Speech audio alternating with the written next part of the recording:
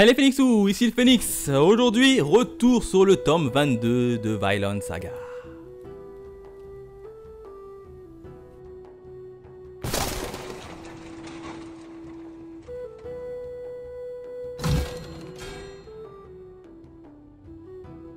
Comme d'hab, on démarre directement avec la présentation du manga et notamment de la jaquette. La jaquette qui est juste magnifique, le tome 22, regardez-moi ça. On a qui? On a Garm et Thorfinn qui se battent sur la jaquette et le tout dans un fond noir avec des petites flammes tout autour. Et je kiffe vraiment, cette jaquette. Quatrième de couverture, comme d'habitude, on n'a pas grand chose. On n'a que le résumé des familles. Et en termes de bonus, on a comme d'habitude dans les tomes, comme dans les tomes précédents, on a la petite carte du voyage de Thorfinn qui est juste ici. Bref, j'adore vraiment cette jaquette un peu noire, un peu noire avec des petites flammes. Maintenant, on passe à la partie review, les amis. On passe à la partie review. Alors, qu'est-ce qui s'est passé au niveau du tome 22 de Vinland Saga? Principalement, trois événements. Et le premier événement, c'est bien évidemment le combat entre Thorfinn et Garm. Oui, messieurs, dames, on a eu enfin le combat entre Thorfinn et Garm. Je le réclamais depuis le tome 20, je le réclamais. Et là, enfin, on a eu le droit à ce combat. Un combat qui est plutôt plaisant, assez intense. Il y avait pas mal de suspense et j'ai bien aimé. Et j'ai bien aimé aussi le dénouement. Et en plus, durant ce petit combat, on a eu une histoire, une espèce de flashback. Pour un peu nous montrer la vie et le passé de Garm, comment est-ce qu'il a fait pour arriver là et pourquoi est-ce qu'il kiffe dans la guerre. Bref, on a eu un petit flashback de quelques pages, pas beaucoup, une quinzaine de pages, voire une vingtaine de pages qui allait droit au but. Et ça, j'ai vraiment kiffé. Et là, quand même, tu te dis que Garm, quand même, il a eu une vie pas facile, tout petit comme ça. Il a une vie pas facile. Bon, je ne veux pas trop vous spoil, je vous laisse bien évidemment le découvrir. Mais en tout cas, on a eu notre combat et ensuite le dénouement était plutôt finement bien joué par Thorfinn. Deuxième événement, c'est bien évidemment la fin de la guerre, puisque ça y est, c'est officiel, la guerre est finie. On a eu notre vainqueur et on a un nouveau boss qui monte sur le trône entre Baldur et Thorfinn. Bon, je pense que vous devinez tous qui va monter sur le trône, mais je ne vous en dis pas trop pour éviter de vous spoil.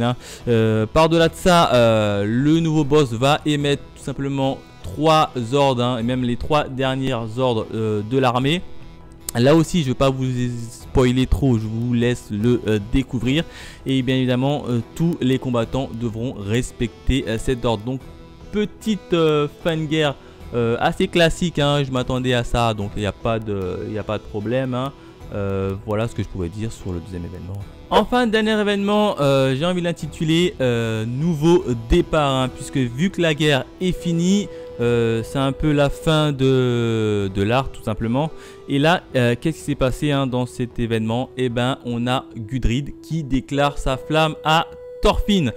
Et oui, celle qui était promise à Sigurd déclare sa flamme à Thorfinn. Et Thorfinn, c'est assez marrant cette scène, puisque Thorfinn ne sait pas comment réagir. Il n'a jamais eu ça de toute sa vie. Enfin, il n'a même pas eu le temps de s'intéresser à tout ce qui est amour, etc. et filles, puisqu'il est parti très tôt, comme vous le savez, en guerre, en chasse.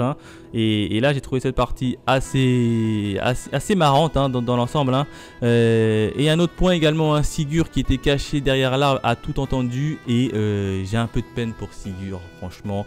Je le commençais, franchement, au début, je l'ai détesté. Et puis, au fil de cet art, j'ai commencé à l'apprécier.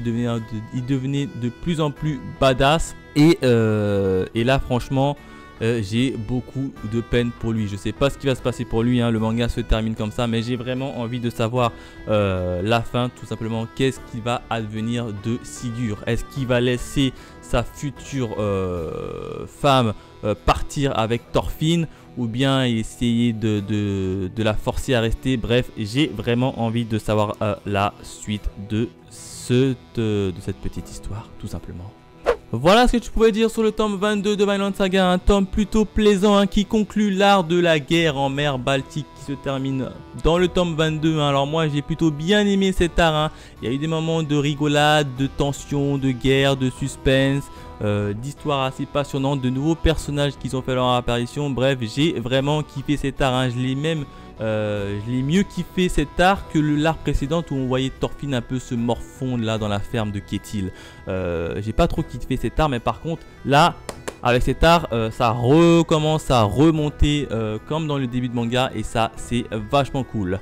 Si je devais le noter, je l'aurais mis la note sur 5 sur 5 hein, en termes d'étoiles, tellement que j'ai kiffé ma lecture. Voilà ce que je pouvais dire sur le tome 22 de Vinland Saga. N'hésitez pas à me dire dans les commentaires si vous aussi vous lisez Vinland Saga, si vous l'avez apprécié ou si vous l'avez tout simplement détesté. Bref, dites-moi tout dans les commentaires. Quant à nous, on se retrouve très vite pour de nouvelles aventures. Allez, bye mes Phoenixous.